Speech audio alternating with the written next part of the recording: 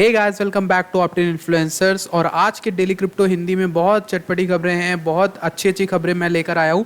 Thailand को लेकर है, नेदरलैंड्स को लेकर है, इलॉन मस्क को लेकर है, आपके फेवरेट जो क्रिप्टो मैनिपुलेटर जिनको हम कह सकते हैं। सॉरी फॉर दैट, मेरा कुछ पर्सनल ओपिनियन है, वो उससे कोई भी मैटर नहीं करेगा।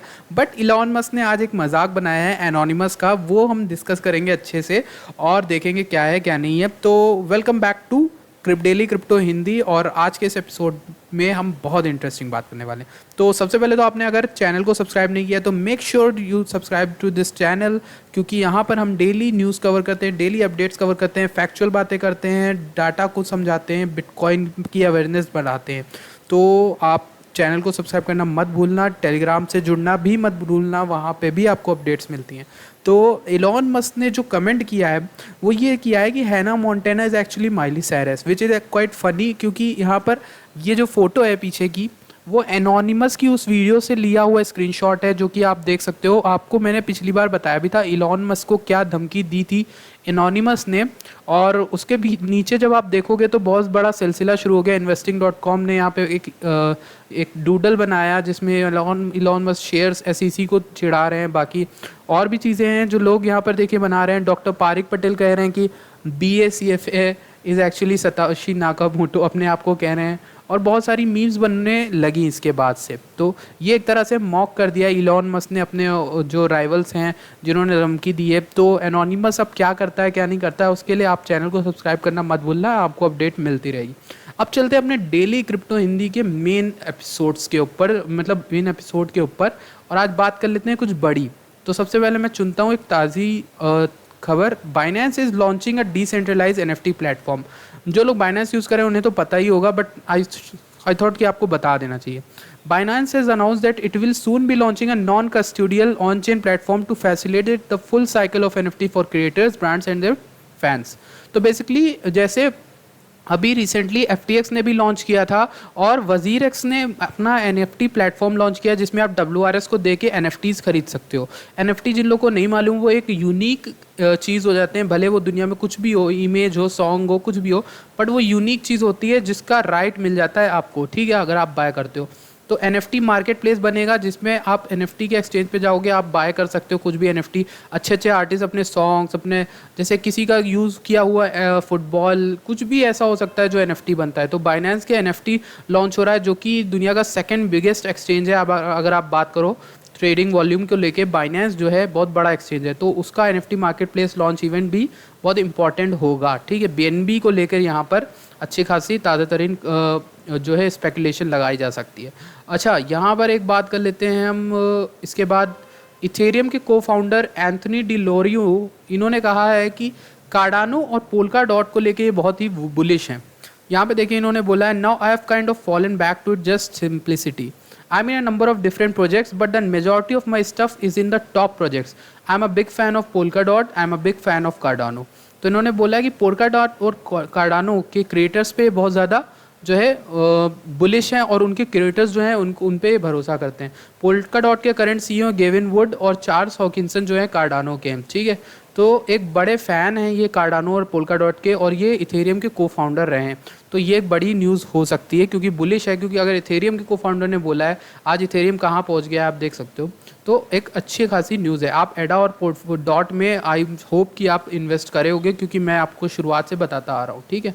अच्छा, Ford and Honda push for blockchain based standard to measure EV battery carbon emissions. Ford और होंडा जो कार मेकर कंपनीज हैं, उन्होंने ब्लॉकचेन का इस्तेमाल करना शुरू किया है और वो कह रहे हैं कि ब्लॉकचेन का इस्तेमाल करेंगे। और इन्होंने ये भी बोला है, blockchain is known for its immutable nature. By incorporating the technology into the standard, rewriting the recorded data will be virtually impossible. So there is a low risk of tampering. उन्हें ये ब्लॉकचेन की बात पसंद आई कि हाँ, एक बार जो चीज़ लिख गई है उसको मिटाना या उसके साथ छेड़छाड़ करना इम्पॉसिबल हो जाता है ब्लॉकचेन में। इसलिए वो ब्लॉकचेन का इस्तेमाल करेंगे ताकि वो अपने कार्बन एमिशंस को नोट कर सकें, ठीक है, उससे रिलेटेड, ठीक है। ये एक बहुत बड़ी जो है खबर यहाँ पर आई है। Car batteries account for about half of the green house gas emission in the production of EVs, which are touted for the reduced impact on the environment compared with traditional cars, ठीक है। तो ये एक छोटा सा data है जो कि इंपॉर्टेंट हो सकता है आपके लिए इलेक्ट्रॉनिक व्हीकल्स से रिलेटेड ब्लॉकचेन को लेके। अच्छा, तंजानिया की जो प्रेसिडेंट हैं उन्होंने सेंट्रल बैंक से अपील की है कि क्रिप्टो के लिए तैयार हो जाएं, क्योंकि क्रिप्टो एक बहुत इंपॉर्टेंट चीज़ लेके आने वाला है वहाँ पर। ये देखिए, my call to the central bank is that you should start working on the development. The central bank should be ready for the changes and not be caught unprepared. यानी कि ये लोग कह रहे हैं कि हम पीछे ना रह जाएं किसी तरह इस टेक्नोलॉजी को अपने देश में लाने से, ब्लॉकचेन को और डिजिटल एसेट से पीछे ना रह जाएं, इसलिए हमें भी तैयारी करके रहनी चाहिए। उन्होंने प्रेसिडेंट ने सेंट्रल बैंक से अपील की है, तो एक बड़ी बात है ये, ठीक है। कैनेडियन पर्पस बिटकॉइन होल्डिंग्स जो है ETF holdings at an all time high. अब बेसिकली जिनको नहीं पता है, जिनको डाउट हो रहा है कि सर आपने तो कहा था कि भाई, आपने कहा था बिटकॉइन का ETF तो अभी तक अप्रूव नहीं किया SEC ने। बेसिकली ये कनाडा का पहला बिटकॉइन अप्रूव्ड ETF है, ठीक है। कनाडा ने अप्रूव कर दिया है, SEC ने अभी नहीं किया है। कनाडा नॉर्थ अमेरिका में ऑल्दो है, बट यहाँ पर चल रहा है ये किसी तरह से, आई डोंट नो, मैं आपको बता दूंगा डेट रिसर्च करके। But Canadian purpose bitcoin ETF holding जो है वो बहुत हाई हो गई है। कैसे हुई है? डिस्पाइट द जो आपका डिप आई है मार्केट में, उसके बावजूद कनाडा के जो ETF होल्डर्स हैं, यानी कि म्यूचुअल फंड समझ के जो बिटकॉइन में कर रहे हैं इन्वेस्ट, उसमें लोगों ने यहाँ पर इंटरेस्ट दिखाया और उन्होंने इन्वेस्ट करते ही रहे, लगातार इन्वेस्ट करते रहे। मतलब बिटकॉइन इतना बुरा गिरा है, लेकिन फिर भी वो लोग यहाँ पर कर रहे हैं। देखिए, यहाँ पर अभी भी कोई भी USA का कोई भी अप्रूवल का चांस नहीं आया है। Not only was the bitcoin ETF a first for Canada, but it was also a first for North America.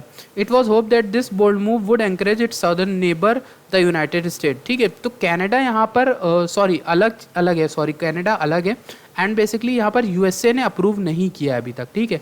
वही मैं कहूँ कि USA की SEC ने अप्रूव नहीं किया है, ये कनाडा का पहला ETF है। तो बेसिकली ये एक मूव है जो आगे चल के USA से भी एक अच्छा मूव दिखा सकता है हमें SEC की तरफ से, ठीक है। क्योंकि SEC के पास बहुत सारे ETF के अप्रूवल पड़े, लेकिन हो ही नहीं रहे अप्रूव, कोई अप्रूव ही नहीं कर रहे हैं वो लोग। तो एक कनाडा की ये हो गया कि वो लोग बाय द डिप कर रहे हैं, ये एक बड़ी खबर है। दूसरी चीज़, stock to flow creator says 288K still in play. मतलब वो बिटकॉइन के लेके इतना बुलिश है कि उन्होंने कहा है 2,88,000 का लेवल जो बिटकॉइन का है वो तो कहीं नहीं गया। वो कह रहे हैं अभी भी चांसेस हैं कि बिटकॉइन इतना जाएगा। तो ये जो है, ये बंदे, इनके 5 लाख से ज़्यादा यहाँ पर फॉलोअर्स हैं ट्विटर पे, और मेरे ख्याल से इन्होंने कहा है कि 288 के हम आसानी से अभी भी जाएंगे, ठीक। तो ये एक इम्पॉर्टेंट चीज़ है, इनका डेटा जो बता रहा है, और ये एक अच्छी चीज़ है जिसको मैं डिटेल में तो नहीं कवर करूँगा, बट बता सकता हूँ कि इन्होंने ये सब बोला है। तो ये एक चीज़ है। और Netherland should regulate crypto instead of banning it, says finance minister. अच्छा, फाइनेंस मिनिस्टर ने नीदरलैंड के बोला है, नीदरलैंड जो कि रेगुलेशन लगाने को है उस पर, क्रिप्टो पर। तो फाइनेंस मिनिस्टर ने वहाँ की अपील की है कि उसको बैन ना किया जाए, उसको रेगुलेट किया जाए, जैसे इंडिया में हो रहा है। तो वहाँ पे बोला गया है कि क्रिप्टो का रेगुलेशन लाइए, ब्लॉकचेन के इम्प्लीमेंटेशन किए, हॉस्पिटल्स और वगैरह वगैरह जगहों पे यूज़ किया जा सकता है, ब्लॉकचेन के बहुत अच्छे यूजेस हैं। तो प्लीज़ क्रिप्टो को बैन करने की ना सोचिए, प्लीज़ यहाँ पर आप क्रिप्टो को रेगुलेट करने की सोचिए, ठीक है। तो ये एक इंपॉर्टेंट न्यूज़ हो गई है। आज मैं न्यूज़ को ज़्यादा डिटेल में नहीं कवर कर पा रहा हूँ, आई एम सॉरी, क्योंकि मेरा थोड़ी तबीयत डाउन है, और मैं आपको यहाँ पर हेडलाइन समझा के जाना चाहूँगा जल्दी। तो थाईलैंड ने यहाँ पर बैन कर दिए हैं मीम कॉइन्स और NFT as a part of crypto crackdown. यानी थाईलैंड में ऑलरेडी क्रिप्टो पर इतनी ज़्यादा वहाँ पर लगा के रखी हुई थी प्रतिबंध, लेकिन उसके बाद भी south Asian Nations security and exchange commission, यानी कि वहाँ के SEC ने कह दिया है कि मीम कॉइन्स जैसे डोज कॉइन जैसे कॉइन्स पर उन्होंने लगा दिया बैन। अब आप जानते हो, जाहिर सी बात, ऐसा क्यों हो रहा है कि इन सब पे बहुत से लोग पैसा लगाते हैं, जीतते भी हैं, लेकिन बहुत से लोग हार जाते हैं। तो देश के जो रेगुलेटर गवर्नमेंट हैं वो लोग भी यही चाहते हैं कि लोगों का ज़्यादा नुकसान ना हो, वरना गवर्नमेंट से लोग सवाल करेंगे ना कि ऐसी चीज़ें कैसे चल रही। इसलिए उसने पहले ही बैन लगा दिया है क्रिप्टो पे, ठीक है, NFTs और मीम कॉइन्स पे भी। तो डोजे वहाँ पर ट्रेडेबल अब नहीं होगा, ठीक। एक ये चीज़ थी। टेक्सा के गवर्नर ने साइन किया है ground breaking crypto currency bill, जो कि अब लॉ बन जाएगा, ठीक है। अब ये एक बड़ा कैसे हो सकता है? I just signed a law that puts virtual currency under the Texas uniform commercial code to be a secure transaction, यानी कि सिक्योर ट्रांजैक्शन के तौर पे हमने अप्रूव कर दिया उसको। It defines virtual currency establishes when a person acquires a right in it and when a person has control of it, ठीक है। तो यहाँ पर क्रिप्टो करेंसी को लेकर बेसिकली ये हो गया है कि यहाँ पर इन्होंने एक अच्छा सेंटिमेंट दिखाया है कि वो विश्वास करते हैं, और ये बिल टोटली ज़्यादा कुछ बड़ा है नहीं। ये स्टेट चार्टर को लेकर एक न्यूज़ आई थी जो मैंने आपको बताया था, उसको भी यहाँ पर इन्वेस्ट करने की परमिशन देता है। परमिशन क्या, एक तरह से उनको सहमति जताता है उनके इस कदम से, ठीक है। तो ये एक बड़ी खबर है। On June 10 the Texas department of banking clarified that state chartered banks could custody crypto currencies in a notice. ठीक, एक नोटिस में बताया था कि जो स्टेट चार्टर बैंक अकाउंट्स हैं, बैंक्स हैं, वो क्रिप्टो करेंसीज को भी कस्टडी में ले सकते हैं और उस पर वर्क कर सकते हैं अपनी तरफ से। ठीक, तो ये एक बड़ी चीज़ है। ठीक है, जून में एबट ने बोला था कि साइन करने से पहले कि जो मास्टर प्लान है क्रिप्टो को लेके उन्होंने एक तैयार करके रखा है, जिसका इस्तेमाल करके वो ब्लॉकचेन इंडस्ट्री का इस्तेमाल करके टेक्सास को चेंज करना चाहते हैं, बहुत ज़्यादा उसमें क्रांति लाना चाहते हैं। तो ये एक न्यूज़ थी। तो बेसिकली आज मैंने सब कुछ कवर कर लिया जो भी है, एंड आई एम सॉरी आज मैं डीप में नहीं बात कर पाया, एंड जो कुछ भी है सब कुछ मैंने आपको बता दिया, मिस नहीं करना चाहता था। एंड अगर आपने अभी तक देख रहे हो तो thank you for watching this episode, and make sure to comment down below अपना ओपिनियन, और लाइक करिएगा, सब्सक्राइब करिएगा, टेलीग्राम को ज्वाइन करिएगा। मैं मिलता हूँ आपसे अगली वीडियो में। धन्यवाद and thank you for watching.